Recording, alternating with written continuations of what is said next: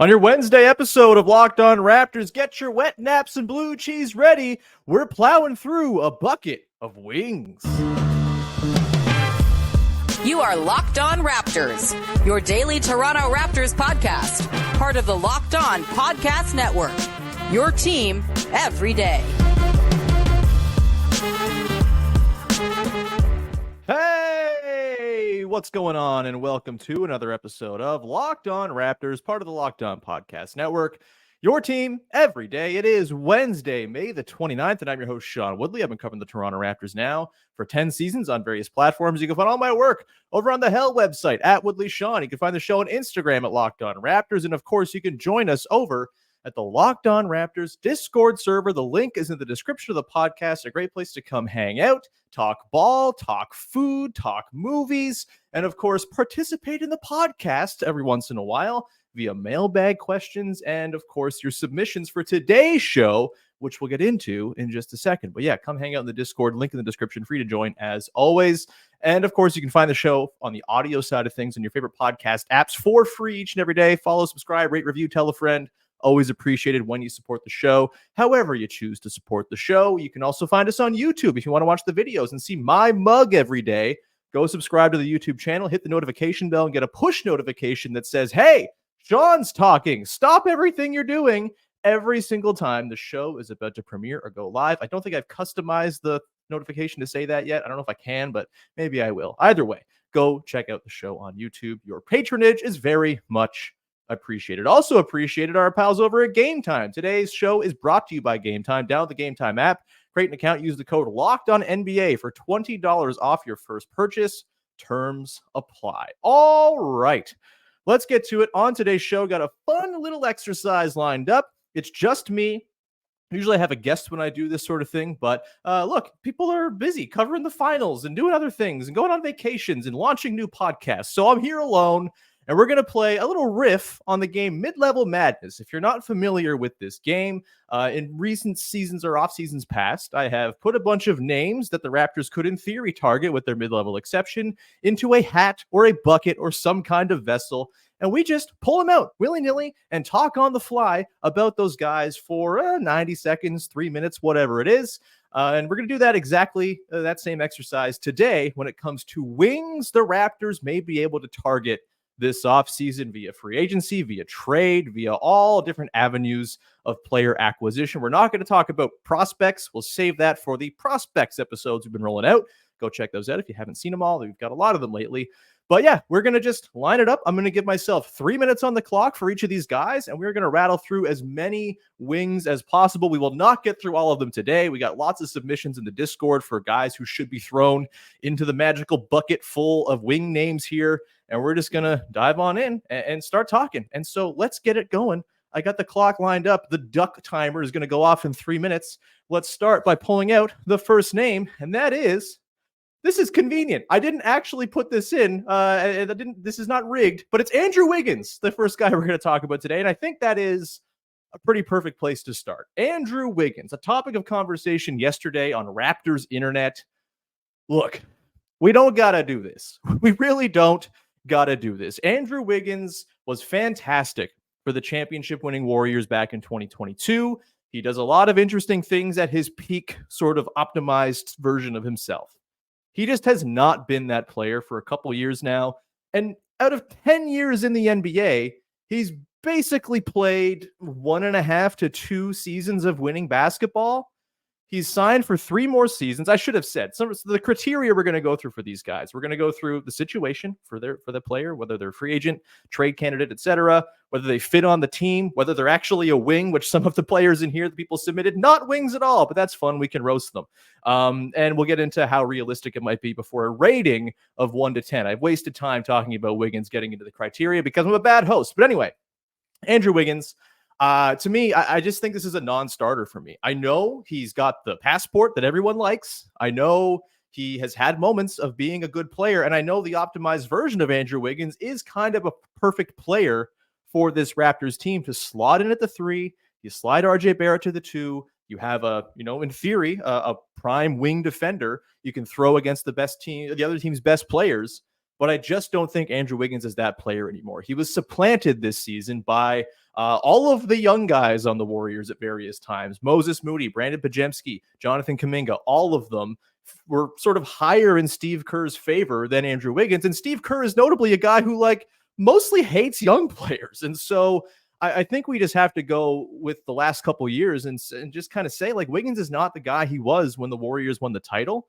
And at 3 more years on his contract at a pretty substantial cap hit of $26 million next year, $28 million the year after that, and a $30 million player option for 26-27, you're basically locking yourself into your team if you go and acquire Andrew Wiggins. Yeah, the cost to acquire is probably pretty low because the Warriors, everyone knows, they're trying to offload money to get under the luxury tax, get under the second apron, save some money there.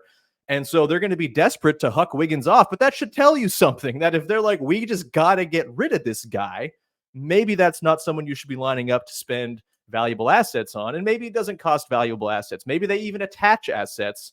But I think the downside of him not being the player he was a couple years ago ever again is just too much to risk and to sort of lock yourself into a pretty expensive team at a time where this is sort of the last window to really add a core piece to this group before it gets expensive. And the duck alarm is going off. That is Andrew Wiggins. Scale of 1 to 10 for me, it's like a hard 2. Yeah, like a 2, I think. If we're rating on the scale of wings from unbreaded, unseasoned cafeteria wings to my favorite wings, grilled hot wings from Hurricanes Bar in Toronto. That's the scale. That's number 10. We're going to a 2. It's very close to cafeteria wings for me with Andrew Wiggins. Let's get one more in here before we get to a break. Next guy we got on tap here, Caleb Martin. 3 minutes on the clock. Caleb Martin, of course, from the Miami Heat, has been kind of a playoff stud, mostly just against the Boston Celtics in the playoffs and kind of absent in a lot of other playoff series of late for the Heat. You go back to his season this year, he's an unrestricted free agent, so the Raptors can just go and sign him. Maybe he's a mid-level exception candidate. Maybe he's someone that requires a bit of cap space to go and sign. And of course, the Raptors have the cap space avenue available to them if they want to take it. That would require not bringing back Gary Trent Jr., declining Bruce Brown's options. We've been over this a million times, but if they want to go the cap space route, Caleb Martin is, one of the better wings on the free agent market, which should tell you something about the free agent market. This past season, 10 points a game, 4.5 boards, 2 assists, 1.2 stocks per game, shot 35% from deep, right around his career average. He's kind of gone all over the place in his career, as low as 25% back in his second Charlotte season back in 2020-21. He's been 41% for one season with the Heat in 21-22.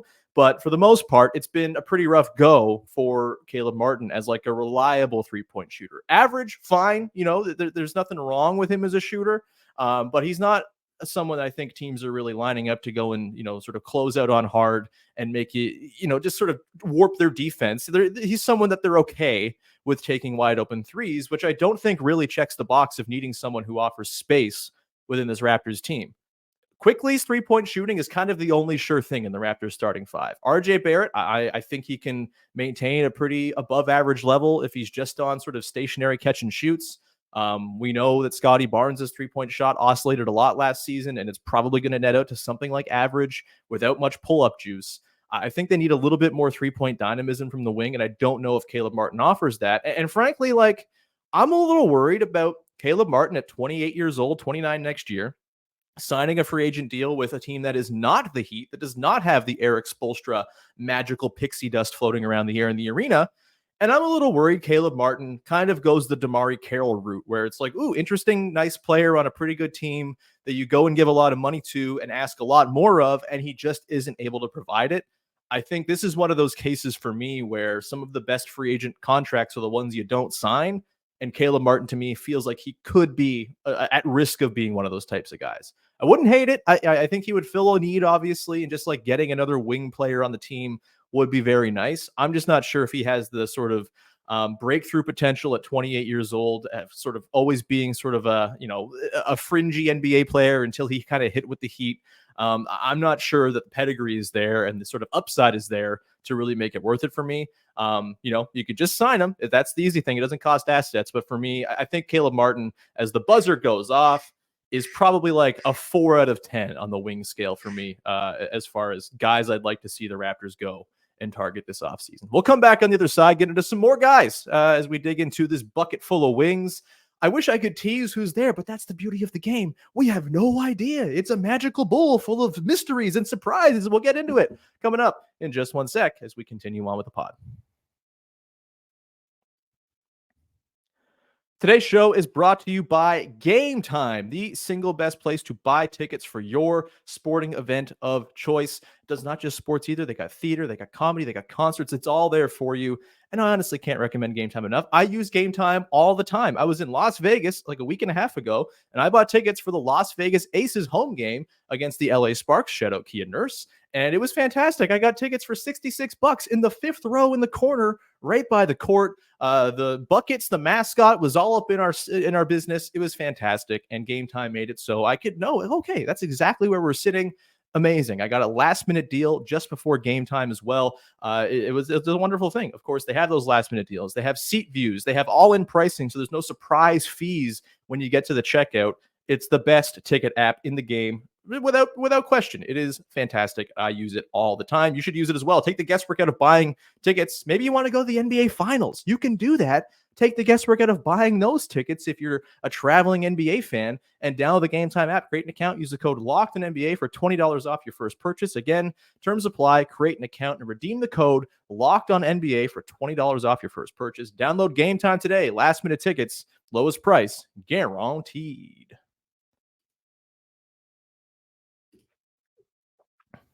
Back at it here on your Wednesday edition of Locked On Raptors. Going to keep on plowing through the bucket of wings in just one second. But first, a reminder, Locked On Sports Today 24/7, a wonderful alternative to your screaming talking head shows on all of your favorite sports channels throughout the day. If you want just like good analysis of the biggest stories in sports from the local experts, Locked On Sports Today 24/7 on YouTube is free, and it runs all the live long day. You can put it on as your background noise. You can put it on as you avoid doing work. It's all there for you at Locked On Sports Today 24/7. Go check it out. All right, let's continue on here with our bucket full of wings as, we just kind of sort through a bunch of potential targets for the Raptors this summer and whether or not they are good targets or not. Let's go. Next one up on the board here. A big-time UFA. Probably the best free agent, arguably. You could sort of, debate between him and Pascal Siakam at this point, considering the age of this guy. But Paul George, 3 minutes on the clock. Of course, we know Paul George, LA Clippers, part of the reason Kawhi Leonard left the Toronto Raptors and all that good stuff. He's a free agent. Things seem weird with the Clippers. All the reporting is that Paul George wants a max contract, and the Clippers are not exactly keen on giving him a max contract. And so there's this little standoff.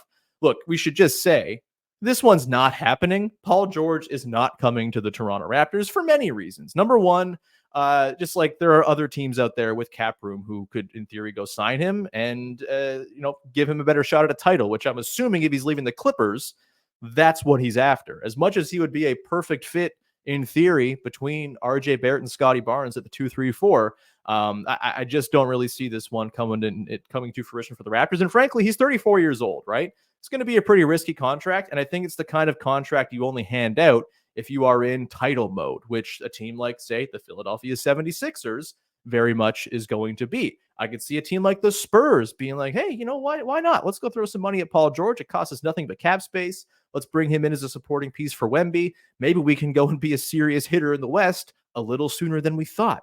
That's a possibility. My favorite potential Paul George landing spot is the Pacers. A little nice reuniting of him with Indiana, Halliburton, Siakam, George. That is incredible. Is that maybe the second best team in the Eastern Conference? I think it just might be.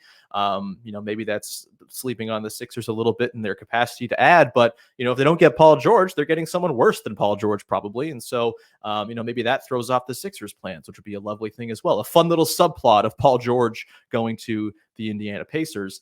The Raptors would have to open up a lot more cap space than they currently have to even make this a possibility. And it's probably not super feasible. They can get to like 28, 29 million bucks in cap space right now with the Bruce Brown and Gary Trent Jr. wave bye-byes. But you would have to offload Chris Boucher's his contract for nothing in return. One of those trade for a guy whose European rights are owned by a team and you attach a pick or something like that. That's tough, right? You don't want to be attaching assets while you're in the state that the Raptors are currently in. And so it just gets really tricky. You'd have to probably offload even more salary to get to the full max for Paul George, enough to lure him away from the Clippers. And so this one does not seem particularly realistic and doesn't really check the boxes the Raptors need outside of just like the pure on-court fit of the player. Every other thing doesn't quite line up with where the Raptors are at. So I will say pretty hard no on Paul George. And it's not that he's not awesome and that it wouldn't be cool to watch him play with Scotty Barnes and Quickly and Barrett. That team probably wins 50 plus games next season. But the longer term implications of having a really expensive Paul George on the team while the rest of the team gets expensive, you are pot committed to a 34-year-old Paul George, which is maybe not where you want to be, where the Raptors are right now. That is going to do it for Paul George. The duck has gone off. The duck has spoken. We will continue and pull out another name from the bucket of wings. Who do we got this time? My favorite one. OG Anunoby, baby. Look, similar to Paul George. Start the clock. Similar to Paul George. Probably not happening. The Raptors would have to open up a lot more cap space than they currently have to go and take a run at bringing back their pal, OG Anunoby. He's, of course, a free agent. We know this. He certainly fits the Toronto Raptors. I don't think there's any question about that.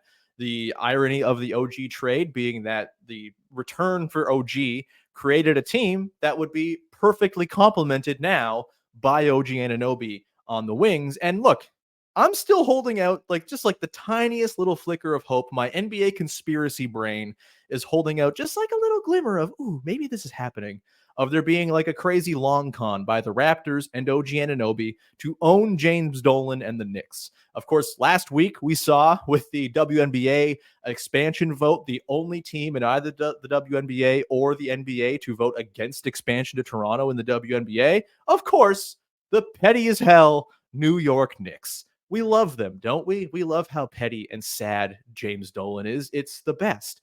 What would be better than that is convincing OG Anunoby to come back to Toronto, leaving the Knicks scorned without much means to replace him, with no cap space really to work with, and assembling a Quickly Barrett, OG, Barnes, Pirtle starting lineup that probably goes and wins 50 plus games next season, just because it's more or less a perfect basketball construction when you blend all those skills together. This would be an absolute delight. It would also be like the funniest thing to ever happen in the NBA, at least for the Raptors. Since trading Andre Bargnani for a first-round pick from the New York Knicks, would be on the short list of funniest things front office dealings-wise in recent NBA history. I think a lot of people would really enjoy it around the league. Knicks fans would lose their minds, but that's fine. Knicks fans loves to lose their minds anyway. They're like, that's not changing their day-to-day behavior regardless. And so, this one for me, full 10 out of 10. If the Raptors can make this happen, build the statue of Masai and Bobby together, put OG in the statue as well. I don't care. It would be an absolute dream to see this go down. It's almost certainly not going to. But again, like if you have like a tiny little inkling of conspiracy theory brain in you, if you think maybe there's just like this tiny little outside chance that some chicanery could be up with the Raptors and the Knicks, with the lawsuit and all of the back and forth between Masai and James Dolan over the years, Masai fleecing James Dolan, maybe this is just his pièce de résistance. The last sort of boss of owning James Dolan is trading OG Anunoby for James Dolan's two young, exciting players. There's a sort of best trade assets, and then bringing OG back. They could do it. If you offload Chris Boucher's contract, it would be worth attaching all of the picks to it to make it happen. 10 out of 10. Let's do it. Let's get OG back. It's not happening, and the duck has spoken. And now I'm sad because we don't get to live in that fantasy where it's happening ever again, unless it happens. Come on, let's go. All right, one more. Let's go before the break here. Oh, one of the guys that was submitted last night when I asked for wings in the Raptors, Locked On Raptors Discord, who is decidedly not a wing. Let's talk about him. Keldon Johnson. This is like getting a chicken nugget in your bucket of wings, not a wing. But Keldon Johnson is reportedly available. Keldon Johnson, of course, 6'5" shooting guard from the San Antonio Spurs, drafted fun trivia. With the draft pick, the Raptors traded to the Spurs in exchange for one Kawhi Leonard, and he seems to be on the outs with the San Antonio Spurs. I think, to me, that's kind of the number one red flag. He seems gettable. He's on a pretty reasonable contract that pays him sort of Jakob Poeltl level low end starters money. In theory, like, the Spurs shouldn't be in the business of just like giving up interesting young talent, but maybe that suggests that they don't really view Keldon Johnson as being quite interesting young talent enough for them to want to sort of stay married to him going forward. And look, I get it. He's kind of a losing style of player. It's not my cup of tea when it comes to his sort of brand of basketball. It's a lot of gunning. It's a lot of commandeering the offense. It's a lot of sort of suspect playmaking. I think there's maybe some upside there with Keldon Johnson that hasn't been tapped into, but he's been in the league for a while now. He's played 5 seasons, and I kind of think he just is what he is, and he's probably just like a really nice bench player. I think that is kind of where Keldon Johnson's NBA destiny lies, is being like a nice 6-man. And look, if the Raptors were to not keep Gary Trent Jr. and you wanted to bring Keldon Johnson in to kind of replace that Gary Trent Jr. spot, I could get on board with it. I think he's probably just like an overall better player than Gary, but I'm not sure I really want him starting. And I think defensively, you're looking at a lot of the same issues as you have with Gary Trent Jr., minus the sort of propensity to grab steals.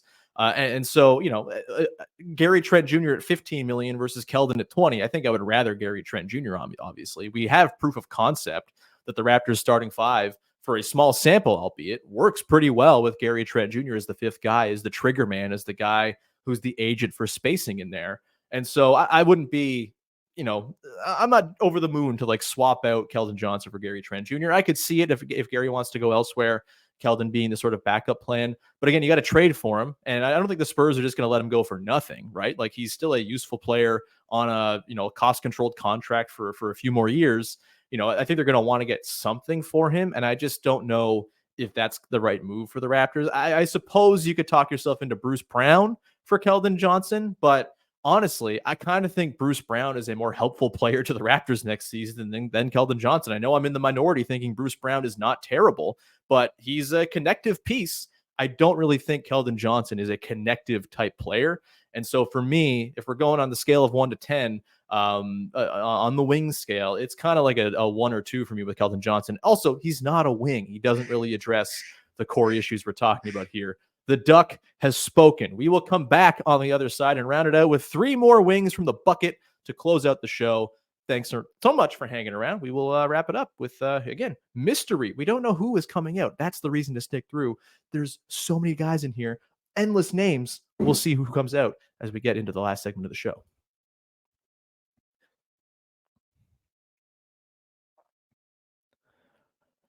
All right, rounding things out here with your first listen of the day. As always, thank you so much for making that true on your end. Thank you for subscribing, following, rating, etc., etc. You're always the most appreciated people in the whole wide world. Of course, later this week, we're going to have Jamar Hines on tomorrow's show. We'll have some fun with him. Topic TBD, but that's always kind of the deal with me and Jamar. We figure it out like the night before. And then Friday, hoping to have Maxwell Bombach from No Ceilings to talk some draft stuff. So you have that to look forward to on Friday's episode. But let's get in here now. We got 3 more wings to pull out to end this show.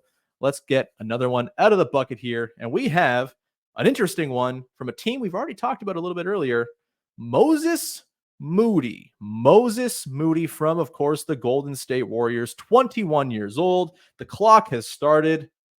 I have a hard time with Moses Moody. I think there's this sort of sense from just sort of the general onlooking public that the Warriors are like itching to move on from him because they have other young guys who are quote unquote better in Kuminga, Podziemski, Trace Jackson Davis. My sort of response to that is like, I don't know if the Warriors should be in the business of like moving on from young players just because they have some other good young players. I think acquiring Moody would be pretty challenging. I think maybe the one way you could acquire him is if he was attached to Andrew Wiggins as the asset to sweeten the pot to go and acquire Andrew Wiggins. And that gets tricky for me because you're going to have to pay Moses Moody in a year.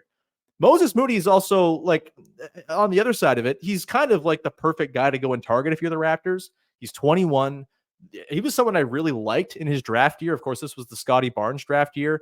I really liked Moody. I was kind of intrigued by him. If the Raptors were picking a little bit later than number 4, frankly, when they had the number 7 pick, Moody was a guy I had circled as, ooh, that would be kind of fun if the Raptors went for him, just like a classic 3-and-D guy. And I do think that's what he profiles to eventually be.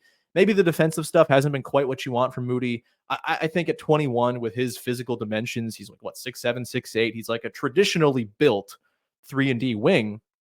I think there's upside to tap into there. I just think acquiring him feels a little bit unrealistic because you're either attaching him to Wiggins in like a Bruce Brown trade or something like that, where you're taking back more money than you're sending out. You're maybe using your cap space. Maybe you don't keep Gary Trent Jr. in this case, and you're bringing in Wiggins and Moody, sending out Brown, giving the Warriors some money relief while also sort of adding to your own books, using your cap space to weaponize via trade.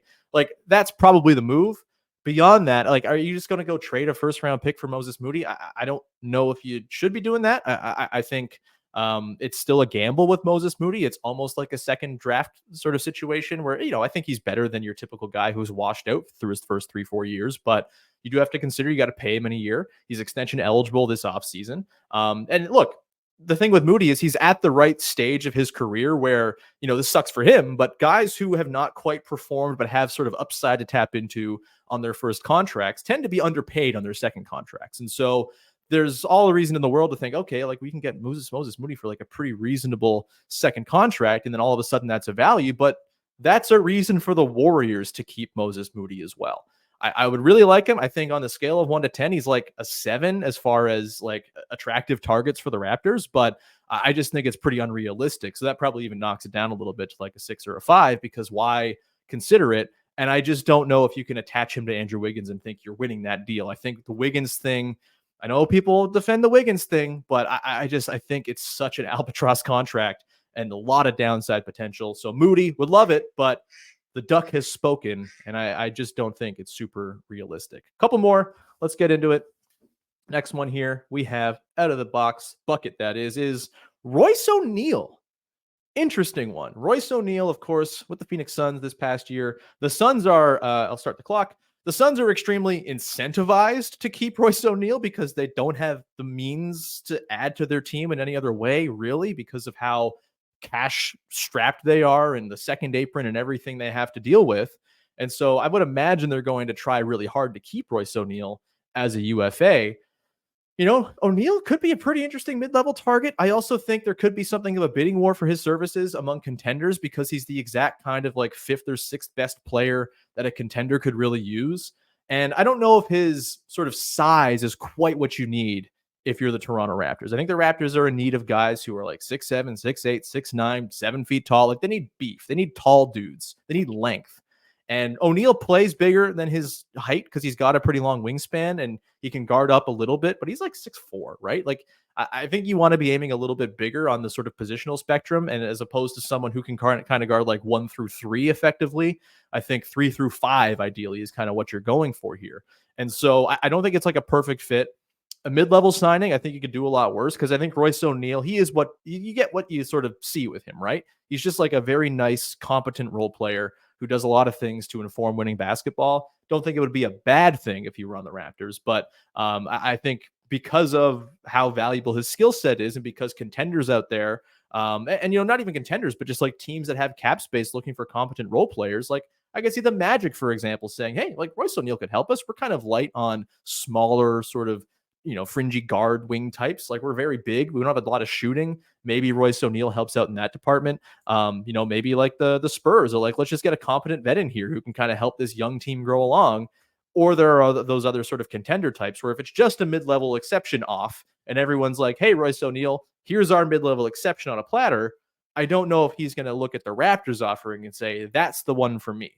He might start, like if Gary Trent Jr. walks, which of course, changes the dynamics with the mid-level exception. You need to have Gary and Bruce on the team for the mid-level to be available because you'll be an over-the-cap team. If you're an under-the-cap team, you're just kind of using cap space. And maybe you do that, right? Maybe you say, hey, like we can offer Royce O'Neale $16 million a year as opposed to the 13 that is the mid-level exception. And maybe that gets him to say, yes, let's go. But I do think all things being equal, he's probably more of a guy who's going to go to a contender, go to a team that has the mid-level to offer.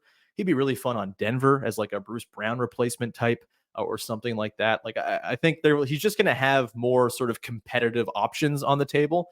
And so I don't think Royce O'Neal is really in the cards. As a fit, he's probably a 5 or a 6. There's nothing wrong with Royce O'Neal. Having Royce O'Neal in your team is a good thing.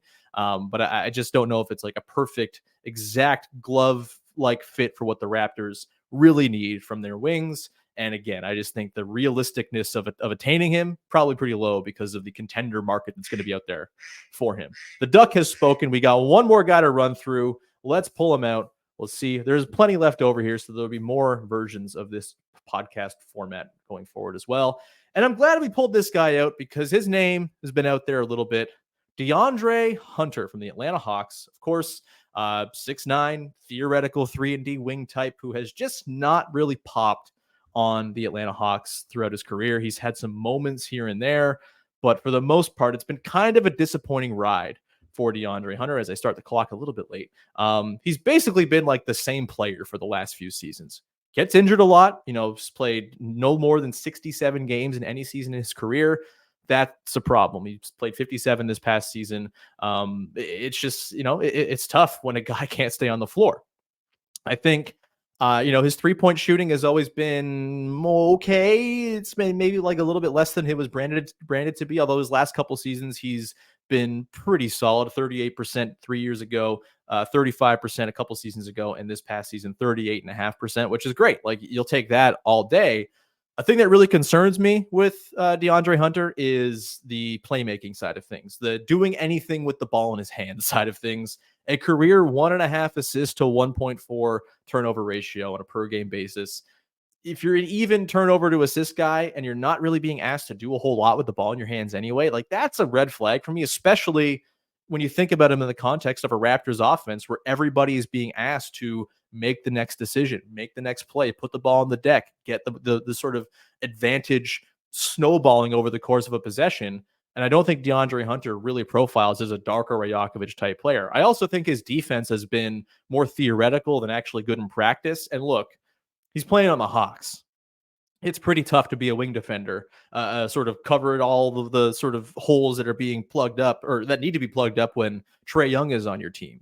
But I think it's still like he's not like this sort of brute, forceful wing defender, despite being a 6'9" guy who I think was believed to be like a true lockdown guy coming out of college. When he played at Virginia, those teams held opponents to like 12 points a game, and DeAndre Hunter was all over it. I think his defense has maybe not quite lived up to the hype. He doesn't accrue counting stats on defense, just one stock per game over the course of his career. It's basically been the exact same. You can pencil him in for 0.7 blocks or 0.7 steals and 0.3 blocks a game. He's not sort of making those big possession shifting plays where he's getting the ball back for you as that sort of prime wing defender. Look, as like a backup option, if all else fails, if you can't go and, lure OG Anunoby back, if you can't go and find yourself a Moses Moody type, sort of younger guy to bank on, DeAndre Hunter in like a Bruce Brown type trade, I could see it. I wouldn't be opposed. I'm not sure what the appetite would be for the Hawks on that end of things, but with Hunter's contract, which is, I think, probably a slight negative value, although as the league, as the sort of the cap landscape changes and the cap goes up and all that, he probably ages into being a fine contract, but he still has 3 more seasons, $22 million next season, 23 the year after, 25 in 26-27. Again, you're kind of locking yourself in almost to this team if Hunter is on it, with quickly getting expensive this summer, Scotty getting expensive, RJ already being pricey. The Duck has spoken. DeAndre Hunter, 1 to 10, kind of like a 5 for me. I think that's just the DeAndre Hunter experience. 5 out of 10. All right, sure, whatever. It's DeAndre Hunter.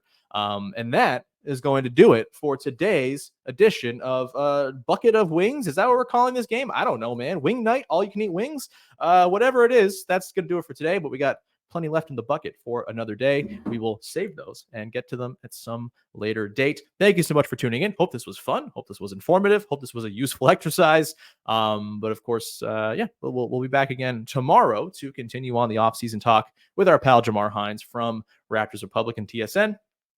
We'll do some draft stuff on Friday, hopefully with Maxwell Baumbach from No Ceilings, and we'll send you off into the weekend right. In the meantime, thank you so much. Thanks for rocking with us. Thanks for hanging out. Thanks for supporting the show in every way you do. It's much appreciated. I have lost my basketball, so I'm not going to be taking a shot on the rim today. I was going to miss anyway, so whatever. Thanks. Follow, subscribe, rate, review, tell a friend, etc., etc. Always appreciate it. And we will talk to you again on Thursday with another episode of Locked On Raptors. Thanks for hanging. Bye-bye.